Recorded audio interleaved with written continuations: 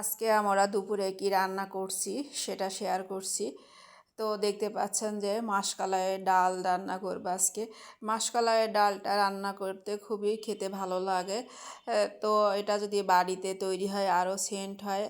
আর এইদিকে দেখতে পাচ্ছেন যে মাছ ভাজবো, রুই মাছ রান্না করছি আজকে।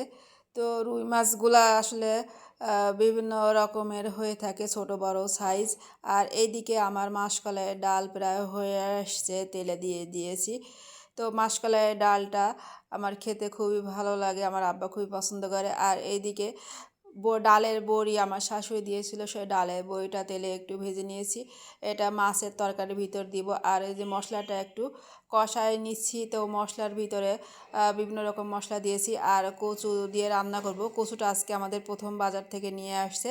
তো কচুর তরকারি মাছ দিয়ে রান্না করলে খুবই ভালো লাগে। কচু সাধারণত কিছু কিছু কচু আছে যেটা গাল চুলকায়, আবার সিদ্ধ হয় না। তবে কচু যদি সিদ্ধ হয় আর গাল সেভাবে না চুলকায়, খুবই ভালো লাগে। দেখতে পাচ্ছেন যে কচু কষানো হয়ে গেছে। আর আমার মাছ আগে থেকে ভেজে রাখছি, রুই মাছ। মাছ ভাজাটা আমরা দিয়ে দিব। আর যে বড়িটা ভেজে রেখেছি সেই ডালের বড়িটাও দিয়ে দিব।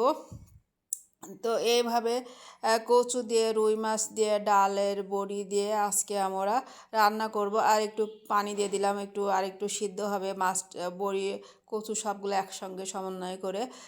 তারপরে সিদ্ধ হয়ে ঝোলটা একটু কমে গেলে নামিয়ে নিলে হয়ে যাবে মোটামুটি আজকের তরকারি। তো কারা কারা কচু, ডালের বড়ি, মাছ দিয়ে খেতে পছন্দ করেন কমেন্ট করে জানাবেন। এই যে আমার তরকারি প্রায় হয়ে আসছে। তো কেমন লাগলো আজকে রান্না বান্না কমেন্ট করে জানাবেন। ভালো থাকবেন সবাই, ধন্যবাদ।